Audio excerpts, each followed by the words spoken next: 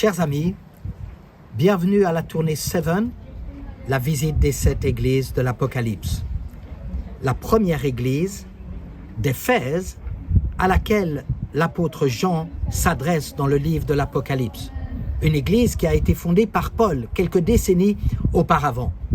Car oui, l'apôtre Paul est passé à Éphèse, et non seulement il est passé à Éphèse, mais il est resté à Éphèse. C'est à Éphèse qu'il s'adresse à un groupe de disciples de Jean et à qui il pose cette question.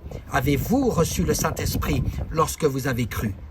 Il leur annonce l'évangile de Jésus-Christ, ils se font baptiser en son nom, reçoivent le Saint-Esprit, parlent en d'autres langues. Alors commence un mouvement de l'esprit.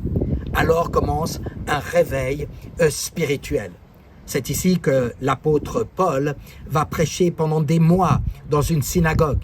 Il va prêcher pendant 2 ans dans une école qui s'appelle l'école de Tyrannus. À travers sa prédication et à travers son enseignement, l'apôtre Paul va toucher l'Asie dans sa totalité. C'est ainsi que l'évangile va atteindre des villes comme Laodicée, comme Colosse, comme Hiérapolis. C'est comme cela que l'apôtre Paul va susciter des disciples comme Épaphras, pour n'en mentionner que un. Dans ce lieu, les gens se tournent vers le Dieu vivant. Ils quittent leur idolâtrie, leur religion, leur superstition. Ils brûlent leurs livres occultes et leurs livres de spiritisme. Ils entrent dans une nouvelle vie. Plus tard, l'apôtre Jean doit malheureusement leur dire qu'ils ont perdu leur premier amour.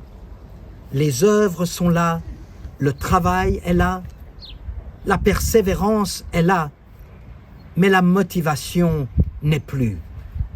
Or Dieu regarde au-delà de l'apparence, au-delà des œuvres, au-delà du travail qui est accompli. Notre Dieu sonde les cœurs. Il est le seul à connaître le cœur des hommes. Il sonde l'église d'Éphèse et il s'aperçoit que cette église a perdu son premier amour.